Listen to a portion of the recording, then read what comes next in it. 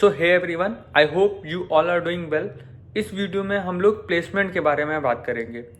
जो भी students tyre 2 और टायर 3 कॉलेज से हैं और इस साल या अगले साल प्लेसमेंट में रजिस्टर होने वाले हैं, ये वीडियो उनके लिए बहुत ही ज़्यादा हेल्पफुल होने वाली है। तो इस वीडियो को लास्ट तक देखना। इस वीडियो में मैं ये बात नहीं करूंगा कि हाँ इस कॉलेज का प्लेसमेंट बहुत अच्छा है, इस कॉलेज का प्लेसमेंट बहुत ख़राब है, या प्लेसमेंट के नंबर्स की बात नहीं करूंगा। आगे आने वाली वीडियोस में इन सब चीज़ों पे भी बात करेंगे, बट इस वीडियो में सिर्फ स्पेसिफिकली मैं बात करूंगा कि अब करना क्या है, मार्केट का क्या सीन चल रहा है, और जिस भी कॉलेज में हो आप वहाँ पे कैसे प्लेसमेंट ले सकते हैं, क्या करना होगा।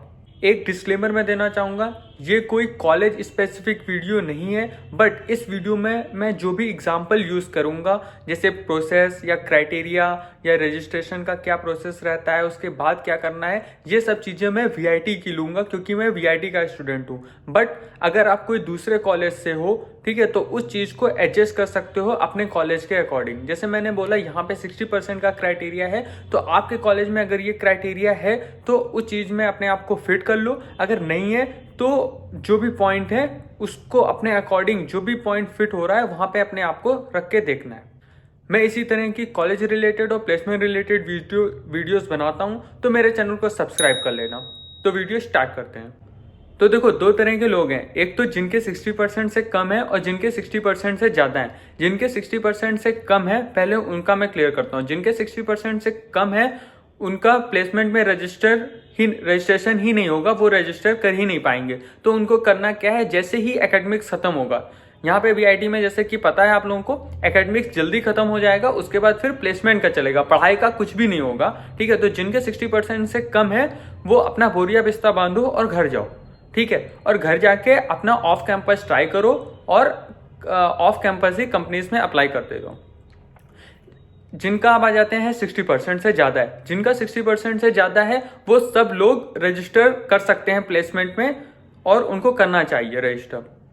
बट कुछ लोग हमसे पूछते हैं, भैया हमको नौकरी नहीं लेनी है तो क्या रजिस्टर करना जरूरी है, या रजिस्ट्रेशन करने के बाद हम कर सकते हैं कि मतलब जाना ही पड़ेगा, कि क्या करना है। तो जिनको जॉब नहीं लेनी है वो रजिस्टर मत करो, पहले ये चीज़ क्लियर कर लो। कुछ लोगों को जैसे हाई स्टडीज़ में जाना है, कुछ लोगों का बिजनेस है, ठीक है, तो तुम क्यों रजिस्टर करोगे, क्योंकि रजिस्टर करने के बाद अगर तुम विड्रॉल लोगे तो पैसा वापस नहीं होगा। एक बार रजिस्टर कर दिया, पैसा चला गया, फिर पैसा वापस नहीं मिलेगा। इसलिए अगर जॉब नहीं लेनी है तो फिर रजिस्टर ही मत करो।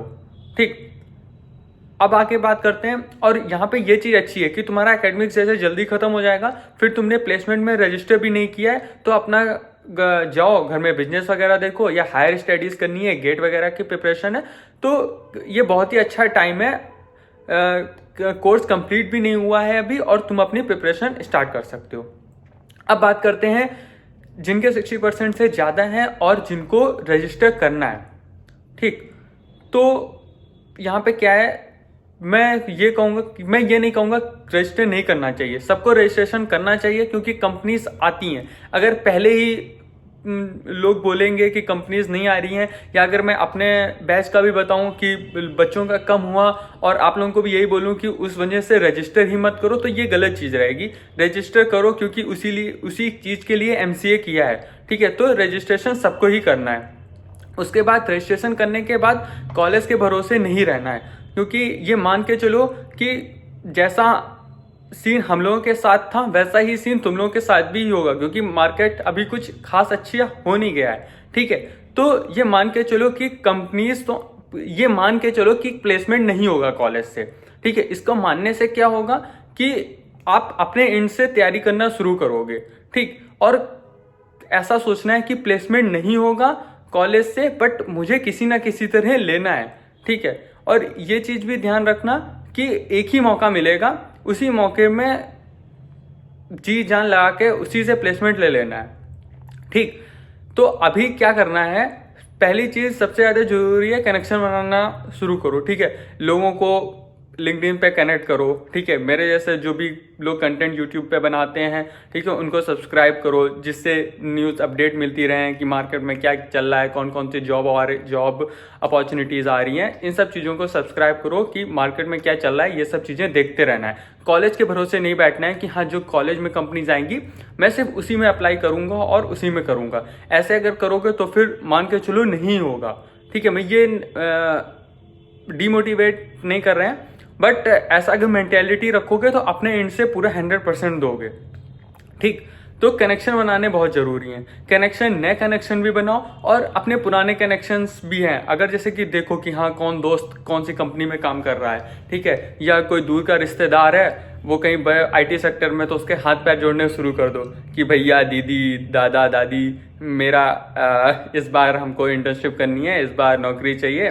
तो उनसे बोल दो, उनके माइंड में डाल दो ये बात, तो उनको ध्यान रहेगा कि हाँ इसको करना है। तो वहाँ से किसी तरह भी मिल जाए तो निकल जाओ तुरंत। ये नहीं सोचना है कि हाँ वहाँ तो हमको 20,000 की मिल रही है और कॉलेज में मैं रहूँगा तो यहाँ तो वेबसाइट पे इनके दिखाते हैं 10-10 लाख का लोगों को पैकेज मिल रहा है, 20-20 लाख का पैकेज मिल रहा है। तो ऐसा नहीं करना है। वहाँ अगर कम भी मिल रहा है तो मैं तो यही बोलूँगा कि जितनी जल्दी मिल रही है उतनी जल्दी निकल जाओ, ठीक है। यही सबसे ज़्यादा बेस्ट रहेगा, क्योंकि जितना भी लेट करते जाओगे उतना मेंटल प्रेशर बढ़ता जाएगा, ठीक। दूसरा पॉइंट ये कि पढ़ना क्या है। पहली चीज़ हो गया कि कनेक्शन बनाने हैं, ठीक। दूसरी चीज़ है कि अपने आप को प्रिपेयर करना है कि कोई भी अपॉर्चुनिटी मिले उसको मिस नहीं होने देना है।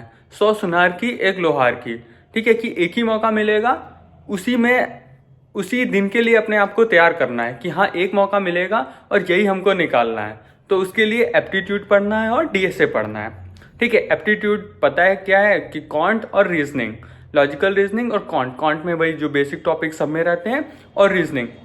उसके बाद DSA में एरे, स्ट्रिंग, लिंक लिस्ट, इसमें इजी टू मीडियम लेवल तक आना चाहिए। अगर ट्री, DP, ग्राफ ये सब नहीं आता है तो इसको छोड़ भी सकते हो, ठीक है, बट इसके अलावा जितना बचा उसको अच्छे से कर लो।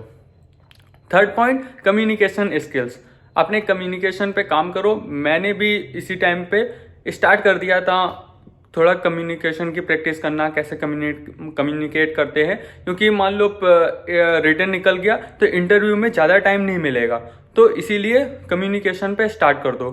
कभी कभी ये भी होता है कि अगर 2 लोग हैं और मेरे में स्किल ज़्यादा है बट मैं अच्छे से कम्युनिकेट नहीं कर पाता, ठीक है, मेरी कम्युनिकेशन स्किल्स उतनी अच्छी नहीं है, बट कोई जो दूसरा बंदा है, ठीक है, जो मेरा कॉम्पिटिटर है, उसको स्किल्स हमसे कम है बट वो अच्छे से कम्युनिकेट कर लेता है, ठीक है, उसकी बॉडी लैंग्वेज हमसे अच्छी है, तो उसको सेलेक्ट कर लेंगे। तो टेक्निकल स्किल्स के साथ सॉफ्ट स्किल्स जो होती हैं उसको भी ध्यान रखना है, उसको भी इम्प्रूव करना है, ठीक है। तो मैं था एप्टीट्यूड और DSA पे।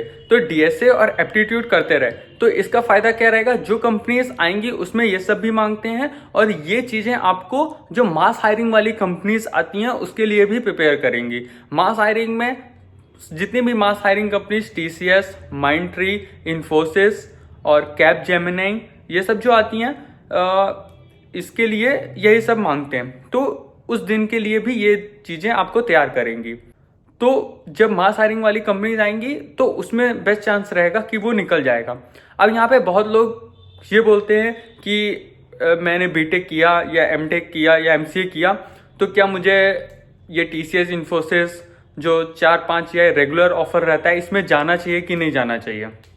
तो भाई देखो, अगर नहीं मिल रहा है तो चले ही जाना चाहिए, क्योंकि मेरे जानने में बहुत लोग ऐसे हैं जिनका इससे पहले हो गया और इतना ही ऑफर है वो उसमें काम कर रहे हैं। बहुत लोगों का जिसमें इसमें नहीं हुआ तो इनका बाद में उससे अच्छा लग गया। और होता क्या है कि अगर एक बार एक कंपनी में लग गया तो फिर दोबारा दूसरी कंपनी में अप्लाई करने का मौका नहीं मिलेगा, ठीक है। एक बार जिसका हो गया फिर वो प्लेसमेंट से ब्लॉक हो गया, ठीक है, वो और कंपनीज में अप्लाई नहीं कर सकता, ठीक है। तो होता क्या है कि बहुत लोग क्या करते हैं, ये सोचते हैं कि मैं TCS, इन्फोसिस या भी जो मास रेगुलर ऑफर है उसमें नहीं जाऊंगा, मैं ड्रीम या सुपर ड्रीम के लिए ही तैयार करूंगा।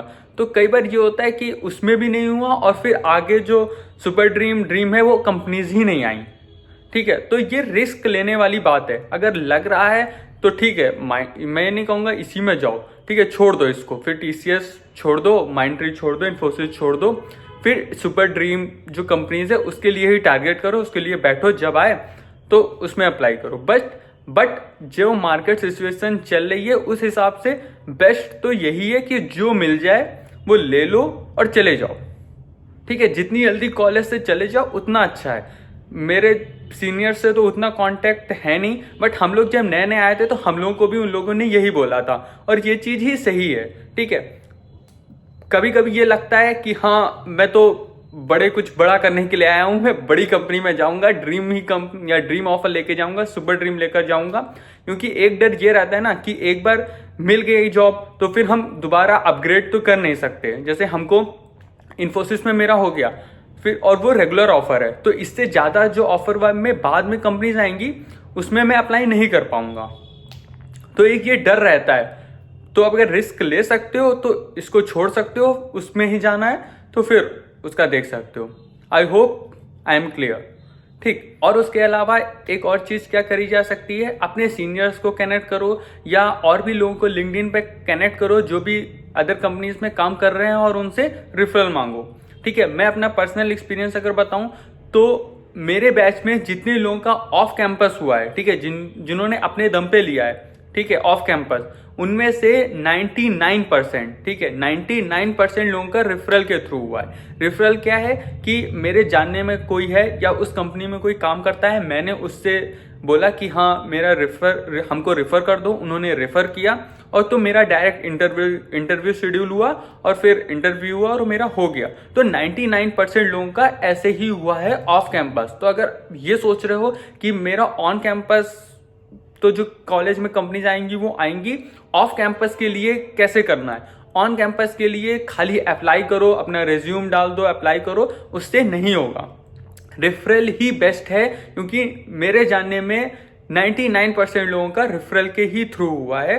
तो ऑफ कैंपस के लिए ये बेस्ट रहेगा, ऐसे करना है। उसके अलावा कोई भी किसी को डाउट होता है तो वो कमेंट कर सकता है, ठीक है, मैं सभी का रिप्लाई कर देता हूँ। इसके अलावा मेरा टेलीग्राम चैनल है, वो ज्वाइन कर लो, और इंस्टा पे भी फॉलो कर सकते हो, वहां पे भी कोई भी डाउट है तो पूछ सकते हो। उसके अलावा अगर ये कोई वीडियो देख रहा है जो ऑलरेडी प्लेस्ड है और मेरे से कोई पॉइंट मिस हो गया है तो वो कमेंट कर सकता है, मैं उसके पॉइंट को हार्ट दे दूंगा जिससे बाकी लोग भी समझ पाएँ, ठीक है।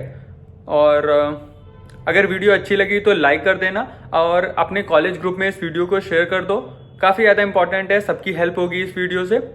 So thanks for watching.